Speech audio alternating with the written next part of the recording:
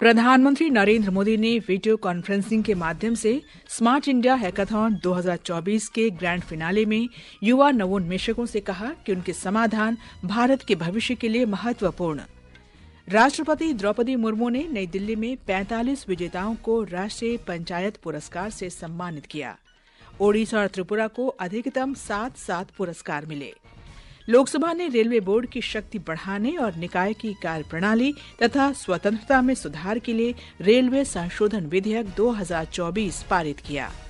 भारतीय reserve bank के governor Sanjay Malhotra ने भू राजनीतिक तनाव और जलवायु परिवर्तन के प्रभावों से गुजर रहे गतिशील वैश्विक वातावरण में स्थिरता बनाने पर जोर दिया।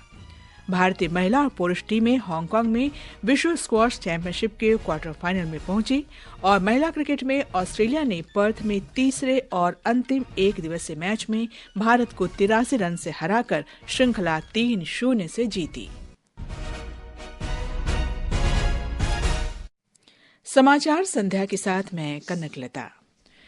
प्रधानमंत्री नरेंद्र मोदी ने कहा है कि देश बड़े पैमाने पर डिजिटल रूप से जुड़ रहा है। इसके साथ ही साइबर अपराध भी लगातार बढ़ रहे हैं। श्री मोदी ने आज स्मार्ट इंडिया हैकाथॉन के ग्रैंड फिनाले में वीडियो कॉन्फ्रेंसिंग के जरिए युवा नवोन्मेषकों के साथ बातचीत की। प्रधानमंत्री ने कहा कि भारत विश्व में अग्रणी डिजिटल अर्थव्यवस्थाओं में से एक है। जब भी आप जैसे युवा इनोवेटर्स के बीच आने का अवसर मिलता है, मुझे भी बहुत कुछ जानने का मौका मिलता है। आप सभी से मेरी अपेक्षाएं भी बहुत होती हैं। आप सभी युवा इनोवेटर्स के पास 21वीं सदी के भारत को देखने का नजरिया कुछ अलग है और इसलिए आपके सॉल्यूशंस भी अलग होते हैं। श्री मोदी ने कहा कि भारत तेज गति से तभी आगे बढ़ सकता है जब सभी के प्रयास शामिल हों। उन्होंने कहा कि जब देश नई चुनौतियों का सामना कर रहा होता है तो नवाचार से जुड़े युवा असाधारण समाधान प्रस्तुत करते हैं। जब से स्मार्ट इंडिया हैकाथॉन शुरू हुआ है, करीब 14 लाख स्टूडेंट्स ने स्मार्ट इंडिया हैकाथॉन में हिस्सा लिया है। इस हैकाथॉन की वजह से सैकड़ों नए स्टार्टअप्स का जन्म हुआ है। ये दिखाता है कि भारत का युवा किस तरह अपने देश की चुनौतियों के समाधान के लिए कमर कस के आगे बढ़ रहा है।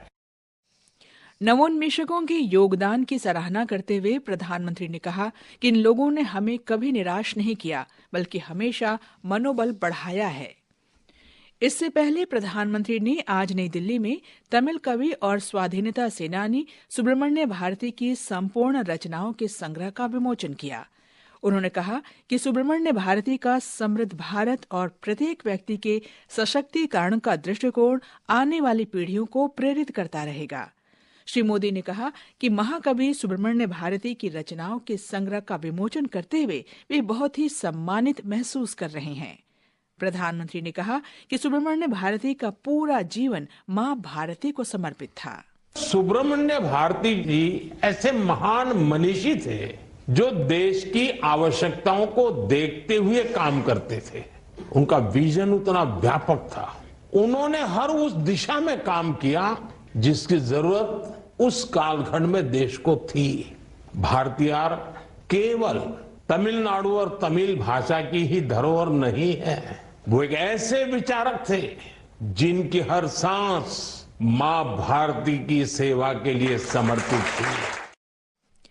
राष्ट्रपति द्रौपदी मुर्मू ने कहा है कि स्थानीय निकायों की आत्मनिर्भरता और उनकी क्षमता के आधार पर ही विकसित भारत की नींव रखी जा सकती है। नई दिल्ली में आज शाम राष्ट्रीय पंचायत पुरस्कार समारोह को संबोधित करते हुए उन्होंने कहा कि पंचायतें अपने राजस्व स्रोतों को विकसित करके ही आत्मनिर्भर बन सकती हैं। उन्होंने कहा कि देश का लगभग 64% आबादी गांवों में रहती है, इसलिए भारत को एक विकसित राष्ट्र बनाने के लिए गांवों और ग्रामीणों को सशक्त बनाना बहुत जरूरी है। राष्ट्रपति ने कहा कि पूरे देश में गांवों में विवादों को स्थानीय स्तर पर हल कर लेना चाहिए। गांव में अधिकांश विवाद ऐसे होते हैं जो स्थानीय स्तर पर सुलझा जा सकता है, लेकिन फिर भी लोग कोर्ट कचहरी जाते हैं। इससे न केवल उनका धन और समय नष्ट होता है, बल्कि कोर्ट और प्रशासन पर अनावश्यक दबाव बढ़ता है। मेरी आपसे अपेक्षा है आप ग्रामवासियों के आपसी झगड़ों का पंचायत के स्तर पर ही समाधान करें। आपके पास इसके लिए अधिकार भी है और ये आपका कर्तव्य भी है। ये समाचार हमारी वेबसाइट www.newsonair.gov.in और हमारे न्यूज ऑन एआईआर ऐप पर भी उपलब्ध हैं। समाचार संध्या में आपका फिर स्वागत है। लोकसभा में आज ध्वनि मत से रेलवे संशोधन विधेयक 2024 पारित कर दिया गया। विधेयक में रेलवे अधिनियम 1989 में संशोधन और रेलवे बोर्ड तथा उसके स्वतंत्र रूप से कार्य निष्पादन के अधिकार को बढ़ाने के प्रावधान हैं। भारतीय रेलवे बोर्ड अधिनियम 1905 के सभी प्रावधान इस विधेयक के माध्यम से रेलवे अधिनियम 1989 में समाहित करने का प्रस्ताव है। रेल मंत्री अश्विनी वैष्णव ने कहा कि इस विधेयक को लाने का उद्देश्य कानूनी ढांचे को सरल बनाना है। उन्होंने बताया कि पिछले 10 वर्ष में रेलवे ढांचे को बेहतर बनाने के लिए कई महत्वपूर्ण कदम उठाए गए हैं। पिछले 1 वर्ष में ही 5,300 किलोमीटर नए रेलवे ट्रैक बने, जो कि पूरे स्विट्जरलैंड के रेलवे नेटवर्क से भी ज्यादा है। ये एक बहुत बड़ी उपलब्धि है इस देश की। प्रधानमंत्री जी के विजन का बहुत बड़ा एक उदाहरण है कि कैसे प्रधानमंत्री जी ने देश के विकास के लिए, एक विकसित भारत के लिए नींव रखी है। सेफ्टी पे बहुत ध्यान दिया गया। जहां 7-8 हजार 10 हजार करोड़ का इन्वेस्टमेंट होता था, अब 1,08,000 करोड़ का इन्वेस्टमेंट होता है। संसद के दोनों सदनों में आज सत्ता पक्ष और विपक्ष के बीच कई मुद्दों पर तीखी नोकझोंक हुई, जिसके बाद राज्यसभा को दिन भर के लिए स्थगित कर दिया गया, जबकि लोकसभा को कई बार हुए हंगामे के बाद स्थगित करना पड़ा। भारतीय जनता पार्टी ने उपराष्ट्रपति जगदीप धनखड़ के विरुद्ध अविश्वास प्रस्ताव को दुर्भाग्यपूर्ण बताया है। आज नई दिल्ली में भारतीय जनता पार्टी के प्रवक्ता संबित पात्रा ने आरोप लगाया कि कांग्रेस पार्टी मौजूदा संसद सत्र के दौरान संविधान का अपमान कर रही है। उन्होंने दावा किया कि कांग्रेस पार्टी और उसके कुछ सहयोगियों ने निर्वाचन आयोग और इलेक्ट्रॉनिक वोटिंग मशीनों को सर्वोच्च न्यायालय में चुनौती देने के लिए जनहित याचिका दायर करने की योजना तैयार की है। उपराष्ट्रपति जगदीप धनखड़ ने कहा है कि गुजरात में राष्ट्रीय समुद्री विरासत परिसर देश की समुद्री विरासत की प्रतिबद्धता का उदाहरण है और ये भावी पीढ़ियों को प्रेरित करता है। आज नई दिल्ली में भारत समुद्री विरासत सम्मेलन 2024 को संबोधित करते हुए श्री धनखड़ ने कहा कि भारत 7,000 किलोमीटर से अधिक समुद्र तट, 13 प्रमुख नौकाओं और 200 अन्य नौकाओं के साथ एक समुद्री शक्ति है। उन्होंने कहा कि समुद्री क्षेत्र देश के व्यापार में 95% का योगदान देता है। इस अवसर पर बंदरगाह, जहाजरानी और जलमार्ग मंत्री सर्बानंद सोनोवाल ने कहा कि समुद्री क्षेत्र को आकार देने और भविष्य के लिए शिल्प समाधान तैयार करने में ये उत्कृष्टता को दर्शाता है। केंद्रीय मंत्री गजेंद्र सिंह शेखावत और केंद्रीय मंत्री मनसुख मांडविया ने भी सम्मेलन को संबोधित किया। वक्फ संशोधन विधेयक 2024 पर संयुक्त संसदीय समिति ने आज लोकसभा सांसद जगदम्बिका पाल की अध्यक्षता में बैठक की और वक्फ संशोधन विधेयक 2024 पर दारुल उलूम देवबंद के विचारों और सुझावों को सुना। वक्फ संशोधन विधेयक 2024 का उद्देश्य रिकॉर्ड के डिजिटलीकरण, बढ़ी हुई पारदर्शिता और अवैध रूप से कब्जे वाले वक्फ संपत्तियों को पुनः प्राप्त करने के लिए कानूनी तंत्र सहित महत्वपूर्ण सुधार लाना है। विधेयक का उद्देश्य देश भर में वक्फ संपत्तियों के प्रबंधन और विनियमन में सुधार करना है। केंद्रीय संस्कृति और पर्यटन मंत्री गजेंद्र सिंह शेखावत ने आज नया भारत, मोदी का विजन और विकास नामक पुस्तक का विमोचन किया। श्री शेखावत ने कहा कि प्रधानमंत्री नरेंद्र मोदी के नेतृत्व में पिछले 10 वर्ष में करीब 27 करोड़ लोगों को गरीबी से बाहर निकाला गया है। माननीय प्रधानमंत्री नरेंद्र मोदी जी के नेतृत्व में जिस तरह से पिछले 10 साल ने भारत में प्रगति की है, जिस गति के साथ में प्रगति की है, वो निश्चित रूप से पूरे विश्व को उसने चमत्कृत किया है और पूरा विश्व का भारत की तरफ देखने का नजरिया बदला है।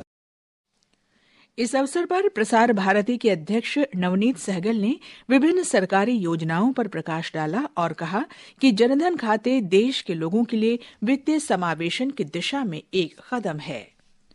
भारतीय रिजर्व बैंक आरबीआई के गवर्नर संजय मल्होत्रा ने आज भू राजनीतिक तनाव, जलवायु परिवर्तन के प्रभाव और राजनीतिक अनिश्चितताओं से जूझ रहे वैश्विक वातावरण में स्थिरता बनाए रखने के महत्व पर जोर दिया।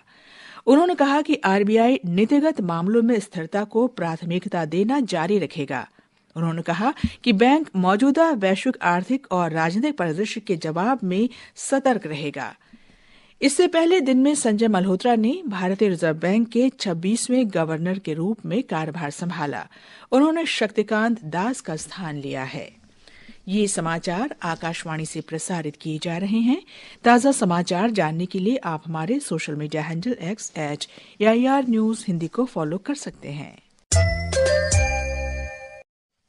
ये आकाशवाणी है।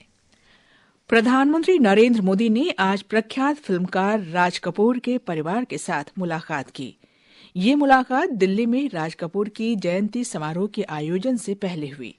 कपूर परिवार ने प्रधानमंत्री को राज कपूर फिल्म समारोह में आमंत्रित किया है, जो इस महीने की 13 से 15 तारीख तक 40 शहरों में आयोजित किया जाएगा। प्रधानमंत्री ने देश के लिए राज कपूर के योगदान की सराहना की। राज साहब का 100वां जन्मदिन यानी हिंदुस्तान की फिल्म इंडस्ट्री की स्वर्णिम यात्रा का कालखंड है। डिप्लोमेटिक वर्ल्ड में सॉफ्ट पावर इसकी बहुत चर्चा होती। जिस जमाने में सॉफ्ट पावर शब्द का जन्म नहीं हुआ होगा, राज कपूर साहब ने दुनिया में भारत के सॉफ्ट पावर की ताकत को एस्टैब्लिश कर दिया था। यानी एक बहुत बड़ी भारत को उनकी सेवा थी। हांगकांग में वर्ल्ड स्क्वॉश टीम चैंपियनशिप में भारतीय पुरुष और महिला टीम क्वार्टर फाइनल में पहुंच गई हैं। अंतिम 8 में कल महिला टीम अमेरिका से और पुरुष टीम फ्रांस से खेलेगी।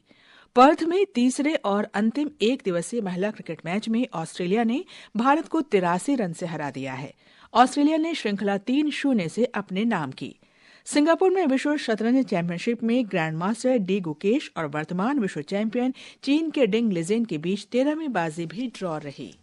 अंत में मुख्य समाचार एक बार फिर। प्रधानमंत्री नरेंद्र मोदी ने वीडियो कॉन्फ्रेंसिंग के माध्यम से स्मार्ट इंडिया हैकाथॉन 2024 के ग्रैंड फिनाले में युवा नवोन्मेषकों से कहा कि उनके समाधान भारत के भविष्य के लिए महत्वपूर्ण। राष्ट्रपति द्रौपदी मुर्मू ने नई दिल्ली में 45 विजेताओं को राष्ट्रीय पंचायत पुरस्कार से सम्मानित किया। लोकसभा ने रेलवे बोर्ड की शक्ति बढ़ाने और निकाय की कार्यप्रणाली तथा स्वतंत्रता में सुधार के लिए रेलवे संशोधन विधेयक 2024 पारित किया। भारतीय महिला और पुरुष टीमें हांगकांग में विश्व स्क्वॉश चैंपियनशिप के क्वार्टर फाइनल में पहुंची। इसके साथ ही समाचार संध्या का ये अंक समाप्त हुआ। नमस्कार।